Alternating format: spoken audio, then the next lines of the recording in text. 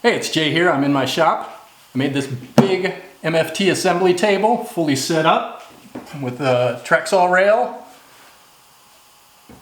fence system, and it's height adjustable with a crank. I'm going to show you how I did it and talk about some of the decisions I made. So right here you can see I bought this Husky table. It's adjustable, so I can raise it up and down using this lever.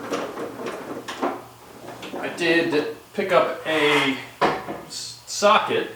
It's over here. And this socket I can use in place of the thing, drive it with a drill. This here is a frame I made out of 80/20 track. That's going to be the frame that goes around the MFT top that I'm going to put on this thing.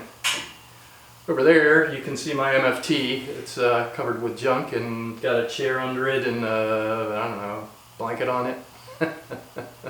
This is a 3x6 piece of MDF.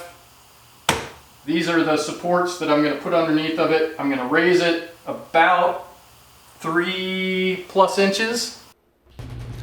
At this point, I've cut a 3x6 foot sheet of MDF and I made sure it was perfectly square.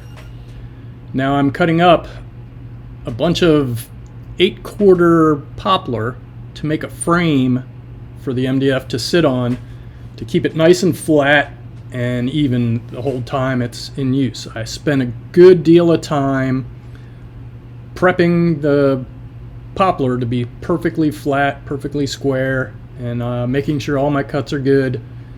Here I am, I'm cutting the perfect length to match the MDF exactly so that when I put this whole frame together it's going to fit on there perfectly with no oddities. I'm not going to try to use anything to trim it. Now I'm clamping the two long pieces down and using that as a spacer to make my cross pieces that'll go in between perfectly sized so that I don't have any overhang or anything when I put the whole frame together. So the whole frame should fit perfectly inside of that. Now I've got two additional pieces that I'm going to put in as cross pieces down the middle of the frame. Those pieces are going to be slightly taller because they're going to be the offset from the tabletop when I hook this all up. I'm going to spend some time laying out how these things are shaped so that they hold the table off of the current table and have a nice shape to them. And in order to do that, I'm going to use this template. I just cut a piece of paper into the shape that I wanted and I'm transferring it onto the two cross pieces. When I cut these pieces, I should have a nice curve that I'm cutting. I'm using a lot of different tools here. I'm going to start it off using the bandsaw, then I realized the inside curves I want to be done with a Forstner bit. So I went over to the drill press, cut those inside curves. I'll bring it back to the bandsaw, get all the cuts made, and eventually I'm going to take it back to the table saw because I realized that when I start to assemble this thing with the dowel jig, easy for me to say, I want to make sure that the dowels line up perfectly evenly, and the only way to do that is to make sure it's the same width exactly on the ends as every other piece. So you'll see here I'm filing the curves, fairing them with the file, and then I realize, geez, I got to make sure this is the exact right width. When I start the second one, I'll go ahead and take it to the table saw first and make sure that I get that cut made perfectly straight. After I take it to the drill press first and get the same cuts made into it.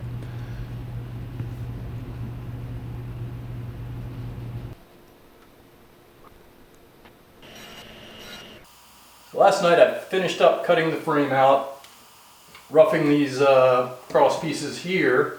These are the pieces that are going to attach to the table, hold this thing elevated above the other table so I can turn the crank on it. I've laid it all out just to make sure everything's working. So once this is in place, this is how it's going to sit on the table.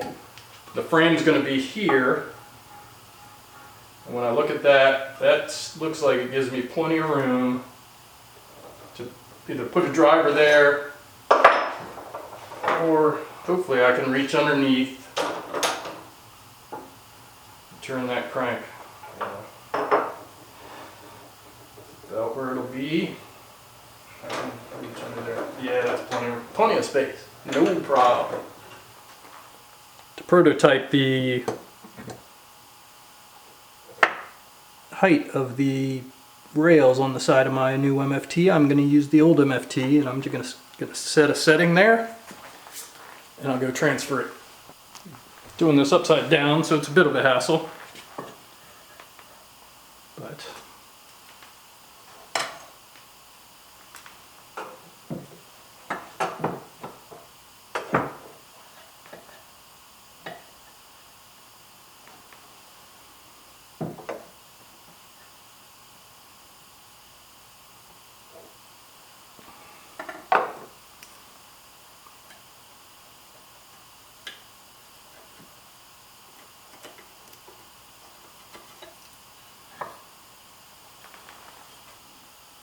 challenge I have is connecting this piece of 80/20 track, I believe this is a 1530 track, to this, which is one of the side pieces, a cutoff from one of the side pieces from the table I'm making. So it's a simple matter of connect it to that, bolt it on there, use those tracks underneath, connect it up. You can see the shapes of those tracks aren't standard T-track shape. They've got a little bit of a oddball shape to them. And I figured out that one of these, a 5/16 18 carriage bolt, actually does fit right in. Regular 5/16 bolts in hardware do not fit in. 1/4 inch spins around. Even these smaller 1/4 inch things don't work. A regular 1/4 inch toilet bolt does not work in here. It works on the smaller types, but it doesn't work on this. I'm going to use the dowel max to join everything and get it straight and square. I had two options. I could use these 3/8, possibly do 2 pairs of 3 going down. I could potentially do 4, it was pretty tight. Or I could do 3 of these 1/2 inch dowels, which is what I actually decided to do. So I set up the dowel max, and in order to get that to work, I put this spacer in here, and then to get everything centered, I use this 1/8 inch spacer here, like so. Tighten it all down, and what I wound up with was 3 dowels. Looks pretty good, close to centered, good enough. Then I figured out where all the holes need to be, drilled a prototype for that so I can use this to set up the drill press to repeat that when I need to. So I came in tonight, had a bad day to start with, and was doing pretty good. Started just cranking out things. Didn't want to really film because I wasn't in a good mood. But I'm in a better mood because I've been down in the shop. Even though I screwed up a little bit, it's fine. Only supposed to drill those holes in the end of this board, not in the end of this board. They were supposed to go here. So tomorrow, I'm going to have to go out, buy some 1/2 inch dowels. Went to the hardware store this morning and I bought a dowel. Put a 1/2 inch dowel, went over the bandsaw, cut it into pieces that I needed, and then I stuck it in one of these holes and realized that it's super tiny. When I measured it with my calipers, it's over a 32nd too small, probably like 3/64 too small. I really didn't want to use the Dowelmax dowels because they were really soft wood and they had all the flutes on them and all that. I wanted to make sure there was no space, but I went ahead and used them. I glued them in with some Gorilla Glue so it would fill in some of the space that was left. And it fills it in with some sort of spray foam looking stuff, but it's gonna be fine. I'm showing this in real time because I kind of want to show how fiddly this Dalmax jig is, especially when I got to use that 1/8" spacer. You got to make sure that everything's tight. There's no gaps, no spaces anywhere. If you get everything perfectly tight and pushed together and you tighten those clamps down, it really makes perfect cuts. I'm not going to have to worry about any gaps. I'm not going to have to worry about any misalignments once this thing's all put together, but I have to spend the time and effort putting it together. Otherwise, this jig works perfectly fine, and that 1/8" spacer definitely does not help. But you can see I'm just double checking to make sure that I stick my fingernail in and make sure that everything's pushed tight and there's no gaps, because if I allow a gap to be there, I'll have a space in there. I like the jig, it works great, but it does take a little time and effort to get everything set up perfectly.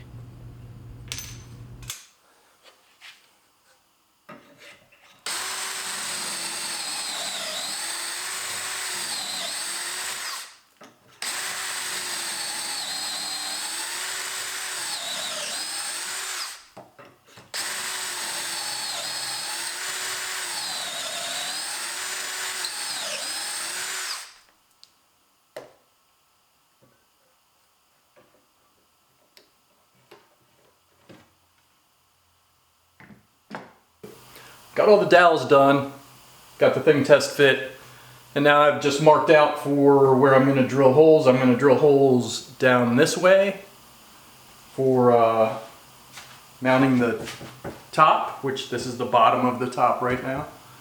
And then I'm going to drill the holes like this in the sides to mount, so I've laid all that out.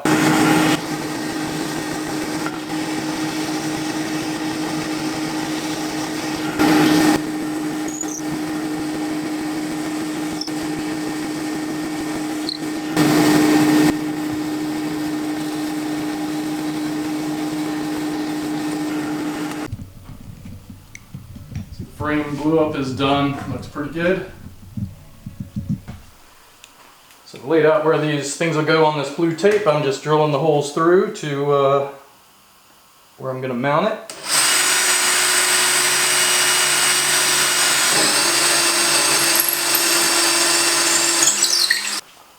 I'm going to mount it using a 1/4 inch knob with a threaded insert.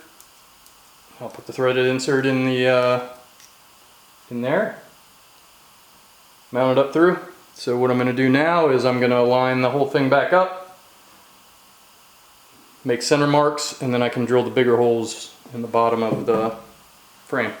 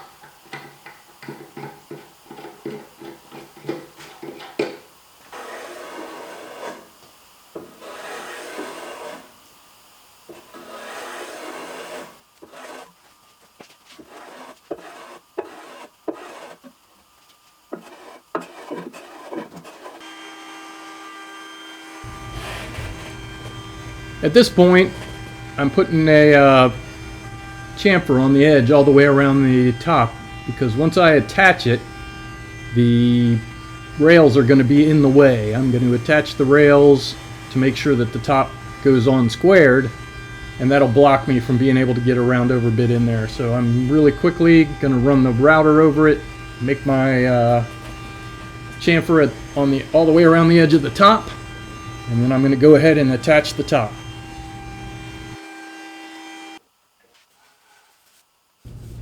Now comes the process of putting a little finish on the frame. I'm using some Watco Danish oil, just something really quick and old that I had laying around, to just put a little protection on the frame in case some glue gets on it.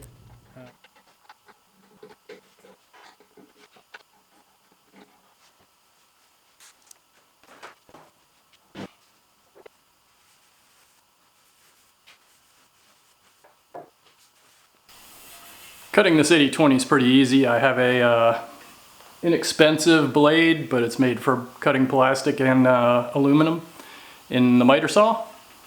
It cuts this stuff like butter, and it comes out with a really nice finished edge. I don't know what it is about this 80/20 stuff, but there's hardly even anything you gotta take off of it, so it comes out really sweet. So.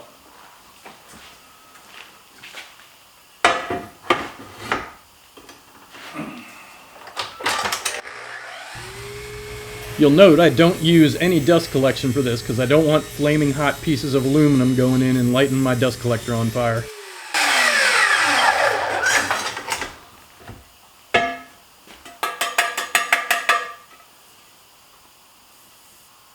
I found with these 5/8" lag bolts, it's kind of a fool's errand to try to put them into the wood and slide the rail in place.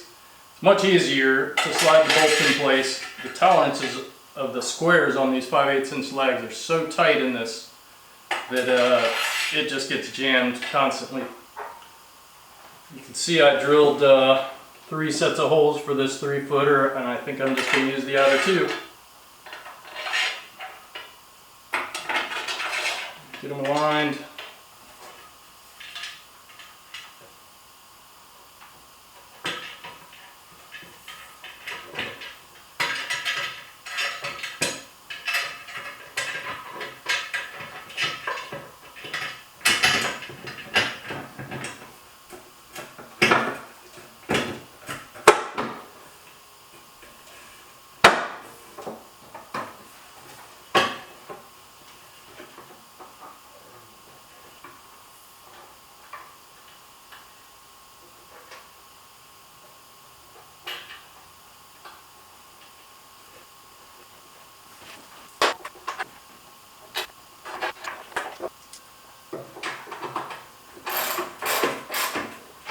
My plan is to put these 2 sides on, then bring the top on, bolt it down. That way I can make sure that this edge is square, because this is the key edge for cutting. Most of my holes are going to be on this side of the table. I'm going to be standing on this side when I cut. All the holes are going to be over here for the fence, and then I'm going to cut somewhere in the middle here. One of the advantages of the height adjustability is right away I can just kind of put this thing right at the right height to drag the top onto it from my outfeed table. Now what I'm going to do is push the tabletop up against the rails that are sticking slightly up from the frame. As I push the top up against the rails, it aligns everything and pulls the frame perfectly square along with the table. As I push it up, everything lines up perfectly flush because I made everything fit so accurately, and it really worked out quite well. I'm using pocket hole screws in the holes I drilled earlier to hold the top down. I use a clamp to make sure it stays square while I'm screwing it together.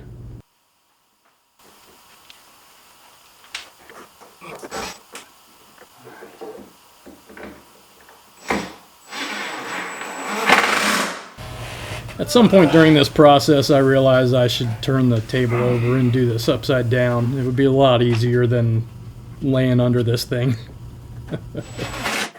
I've got everything screwed together, so now it's time to flip it over, see how it looks.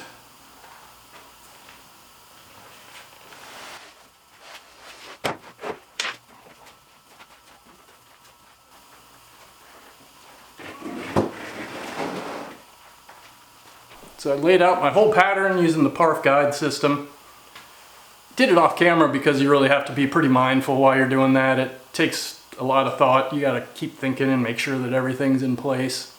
But I laid it out. I'll show you my layout after I drill out the holes into 20 millimeter. So far I've drilled all the 3 millimeter holes where I want holes, and I'm ready to start the hefty part of the drilling process.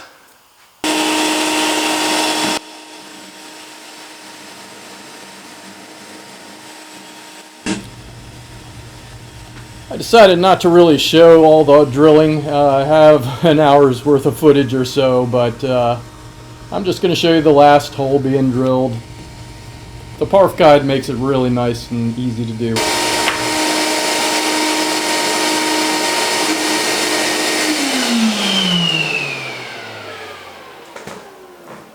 Well, that was a lot of fun. Got a bunch of holes in there. Haven't counted how many yet, but let me clean up and show you how I set it up and why. It's been about 6 months since I've completed this bench, and I've been pretty happy with it. You can see it's got a bunch of scrapes and scratches in it. I've been using it in anger and in happiness. But I wanted to talk about the design, why I made the decisions I made, and the products that I used, and just kind of go over what I did and why I did it. One of the things you see when you see some people building these giant MFT tables is they usually start with some sort of really complex base. And I really didn't want to do that because I wanted to kind of get a feel for how I was using it, what I used more often than not, and what really needed to go with it. So I started off just make the top and make it work. Anyway, when I thought about the design, I was thinking about what am I going to do with this thing. It's replacing 2 things in my shop that I used before. So I knew I was going to use it as a cutting table. I was going to use it as an MFT table with more precision cuts and all the whole pattern stuff that you can do with an MFT. And I'm going to use it as a general use assembly table and workbench. So that affected a lot of what I did. Starting with the size, I made it 3 by 6 feet. That's because I had an assembly table that was 3 by 6 feet that I also used as my cutting table prior to this, and I had adjusted the size of that thing a couple times during its life, and 3 by 6 kind of is ideal. It fits in the shop, and when I take and put my piece of 4 by 8 foam on it to use it as a cutting table, this fantastically nice piece of foam that I have now. Let me do it so that the actual corner comes up in the right place here. When I do this, if my bandsaw isn't in the way, there's about a 6-inch overhang all the way around, right? I'm 3 by 6 feet, foot on the ends, and then 6 inches in the front and back. And that actually is strong enough to deal with a piece of plywood, a full piece of 4 by 8 plywood. If I cut a piece off, there's plenty of support just from the foam. So I can cut the full 4 by 8 sheets on here. I can set it up, this giant piece of 4 by 8 plywood. I can set it up. I can get a rail with a rail square or some parallel guides, and I can take my 4 by 8 sheet, cut it down to size, grab a saw, bada bing, knock it down. Once I've got the sheet knocked down, then I can go back and take all this off. So usually I'll start my project that way. Another reason for it being 3 feet by 6 feet is I wanted a big enough MFT to actually make reasonable cuts. I have a miter station that can make 12-inch cuts with my miter saw, and it's 14 feet long.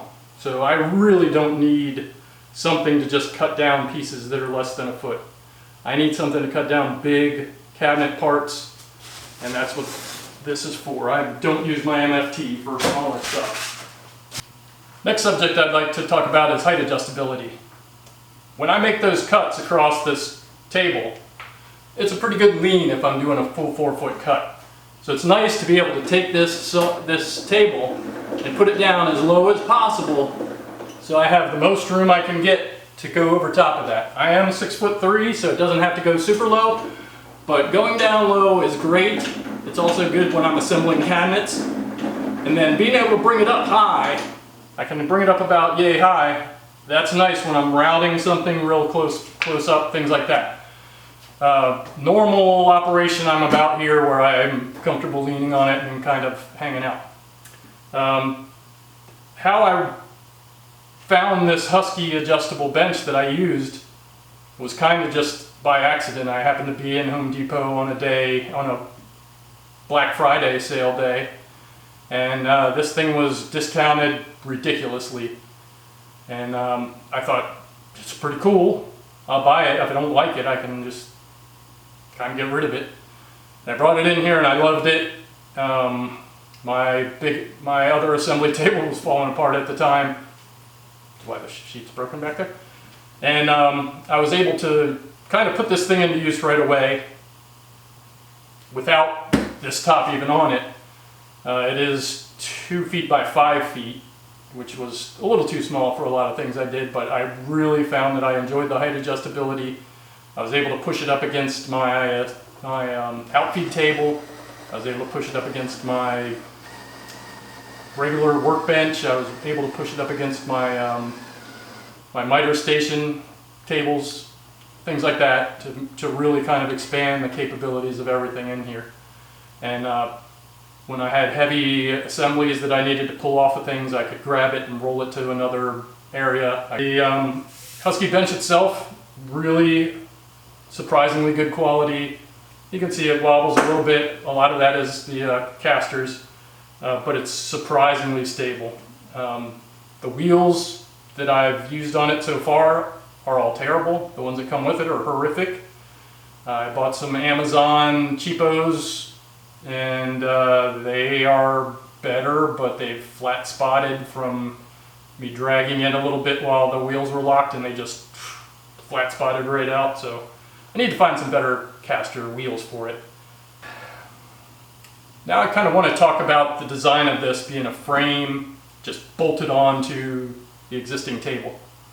It seems like a lazy way to do it, but I started off with the intentions of having a friend of mine who's a welder weld me up a frame and really like change this table so that it functions better, and get rid of the top that came with it and just make it a bigger thing, and maybe even expand it out a little bit.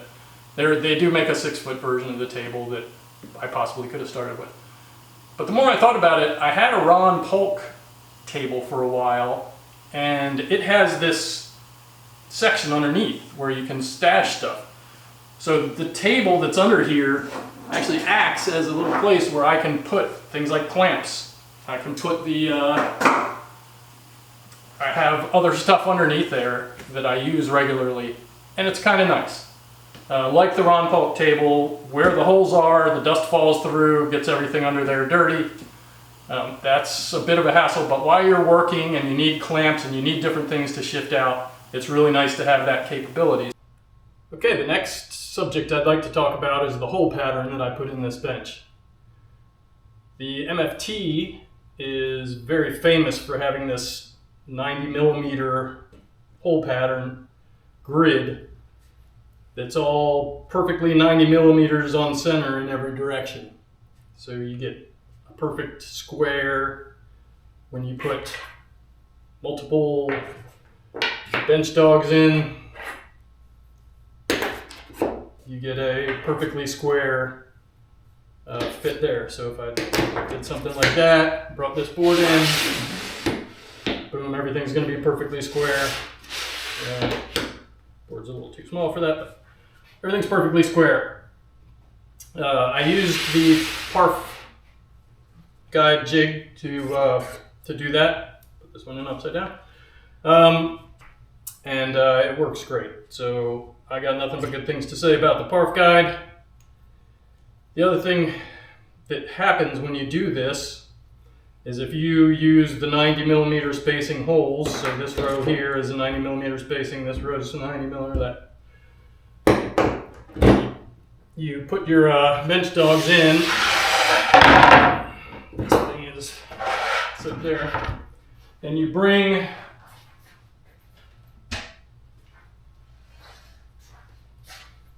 a fence over to this.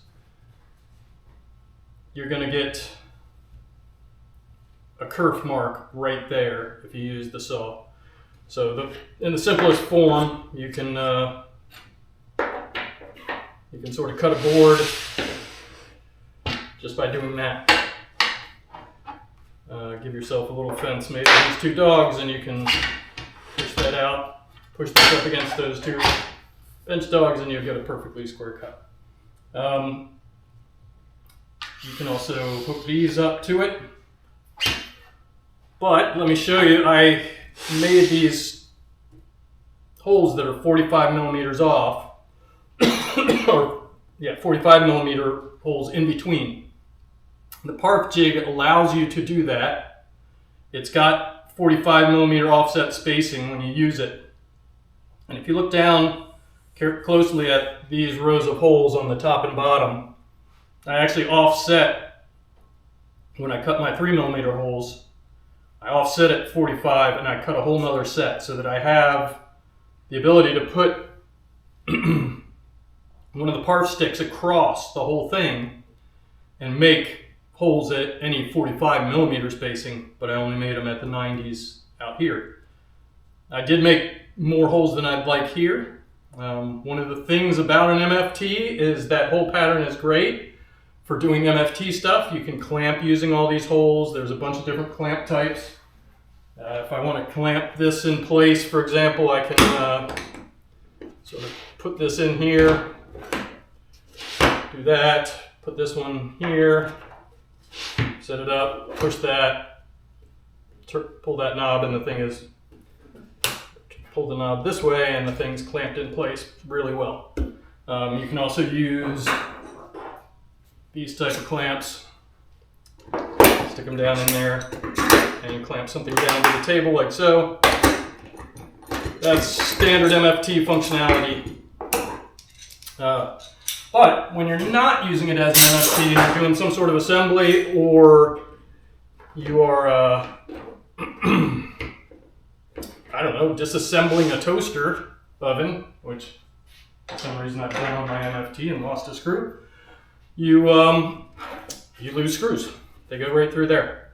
The other thing that's happened to me before is I had a 1/4 inch spiral router bit, and that fell through one of these holes, and when a 1/4 inch spiral router bit falls through the hole onto your cement floor, you buy a new 1/4 inch spiral router bit. So holes are good and evil, and I tried to put as few holes as possible to give me the good and not the evil. I have no holes on that kind of half except for these few, and I left some spaces here so that I can do stuff around the holes if I need to. One of the things I wish I had known is when I set this up and I made all these offset holes in this row here, this half row, I should have just made these outer ones. At the end, I finally decided I was going to make these outer ones so that I could actually put my holes down here, and it gives me a bigger spacing. Sort of maximizes my cut capability if I'm just using this, and these sort of things that'll hook this rail on here like so, and then when I put the piece of wood underneath, you can lift this thing up, slide it under there, do that, make the cut. And that gives you repeatability. You can just flip this up, take it out, put another one in. When I cut the holes in the bench, they eventually close down. I think it's just the nature of MDF. So I used this UJK reamer to ream them, and it also puts a chamfer on the top. I kind of had to do it. All my bench dogs were really getting stuck. So I wound up having to buy this in addition to everything else that I used to make sure that all the holes will always work. The next subject I'd like to talk about is this 80/20 rail. I went back and forth on a lot of different things. My original plan was to just use some of this regular 1/4" T-track. Everything else in my shop uses this stuff. So just sort of put it on the end here, maybe embed it down into the frame and have a couple of rails going around, or buy some of the stuff from various manufacturers. Woodpeck, I think, Incro, Rockler, or some others make 1/4" tracks that are very similar to this, that have 2 or 3 slots, slot on top, slot on the bottom. Same idea. These things are really oddball shaped and sized. If you look close, these things don't have a standard T profile. They have this rounded oddball profile. But one of the real advantages is you can use these screws that have a little cam on them. So you can, from anywhere in the rail, you can stick the screw in, and when you tighten it, it holds in. Then when you loosen it, it can pop right back out from the middle, and you don't have to go slide all the way across. So when I picked up these dashboard rail guides, these things come with 1/4" toilet bolt type things. These are 5/16 bolts, which won't fit through these holes. So I thought I'd just drill them out. But then I realized that dashboard uses these special knobs that are made by them. They're really small. And anything I could find 5/16 that's available in the world was way too big and would just get in the way of this. I have 4 or 5 different things. Maybe someday I'll custom make some. I was really afraid after I built the table that this wasn't going to actually work, because the 5/16 plan was my plan going in, and I hadn't really tested it. But these 1/4" toilet bolts actually work, slide in and work perfectly, and it's a real smooth deal, so I don't have any issues with that. This stuff is super heavy. I think, one of the problems with this whole setup on top of this bench is it adds probably another 100 pounds to the bench, so when I raise and lower it, it's pretty stiff. This is probably a good 25 of those pounds, and I think if I went around it with all 1/4" whatever, that would be almost negligible amount of weight compared to the piece of MDF that's on top. One of the other things that this 80/20 track allows me to do is use this Craig clamp. These are made to ease into benches. They have a little metal bracket, and you slide these in. So it's got an actually 5/16 bolt on the bottom. I can slide it right in here and then just clamp things down onto the bench. And I can do the same this way to clamp things down to the side. So those work really good. This 80/20 also works with all these type of, they're everywhere. Works really well with these type of clamps. You can slide them in, works perfectly. Except that they all fly out when So now I'm going to demonstrate setting this thing up as an MFT to make repetitive cuts and exact measured cuts. I'm going to put the other side of the dashboard unit over here. It's not going to be happy to go in. It usually is, but slide this down. Just easily get out. I think some of those clamps I put back are trying to come with it, but here it is. I take this rail and I mount it onto this hinge here. Then I can slide the whole thing. Loosen everything up. I can slide the whole thing against these 2 rail dogs. And just tighten those down so that they're nice and fixed. And if I hold it against them and I start tightening down all the bolts on the dashboard unit here, so I got two knobs that'll tighten the rail to the hinge, and then two knobs. Oops, let me loosen those again. I have these two tightened enough yet.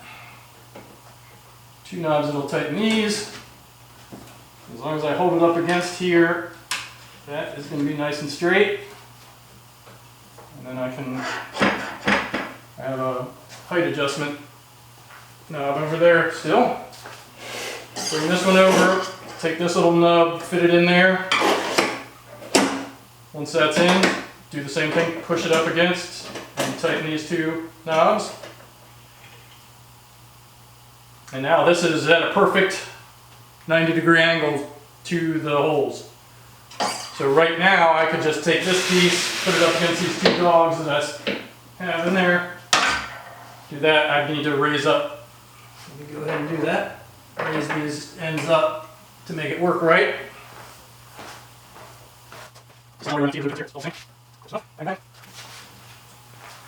And the way I know that it's really good is I can, if I move it, I can hear that both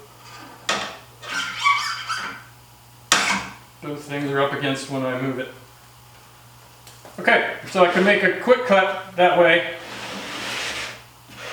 but I have this Bench Dogs UK fence here. Flip that up out of the way. Generally, I put that in the back here, but it can go in any set of the dogs. I have them set up so that that can go down, and I have every row set up. I can put that piece there. This thing has a little dog that you put behind that fence extension that runs underneath the fence, so that it runs underneath the rail so that it doesn't get in the way. And then I can take these rails out. And I have never put this together and not had it be cutting perfectly 90 degrees. This setup just works every time. It's the MFT setup I used for years, but this dashboard stuff is really, really nice. It's expensive, which leads me to cost. So I've got my paperwork here of cost, and I'm going to just start going over all the costs. This was not a cheap build. So the Husky bench itself was just under $200 on Black Friday deal several years ago. Now they're about $300 to just buy. The wood and MDF, $200-ish. By the time I bought all the poplar and MDF. Might have been a little less, but not much. Parf guide was around $200, plus I had to buy that reamer eventually to get all the holes in there. These 80-20 rails were about $150. I bought 3 6-footers, I believe, and then I cut one into 2 3-footers. The dashboard brackets were expensive. They are somewhere around $300, and I think they're a little bit more than that now, maybe $350. Let's see, hardware, bolts, screws, 80-20 stuff was at least another couple $100. And I'd say that all the MFT items that I use, clamps, hardware, bits and bobs that I use on my MFT, all the little, some of the 80-20 stuff that I bought to make things work, and all the little bench dogs and all that, I probably have close to $400 in. So this thing is, you know, to start this from scratch, $1,500. I had an MFT that I bought. It's an MFT 1080 that I bought back when, way back when. I've probably had it 15 years maybe now. So I've been collecting a lot of this stuff over many years, including the stuff to build this. I've Collected the 80/20 rails. I bought those a long time ago to play around with them for the last table that I had, and I didn't build that well, so I couldn't attach it very well. But the plan has always been to use those, even though it's incompatible with the rest of my shop. I've found some good stuff about it, but that's a separate video. I've built some really good stuff since I built this. Really changed my shop completely from a mess to clean. I built a whole bunch of really good organizational stuff. Those videos are upcoming, and I'm going to do some storage underneath this thing. That's the biggest disadvantage of it right now, is that you saw me pull the clamps out and they all came flying out. I need somewhere to put my saw when I'm using it. I need somewhere to put all the fences and everything. They just wind up laying all around the shop. So that's all coming up. Be future videos, so subscribe. I'm not going to spam you with tons of videos. And thank you for watching.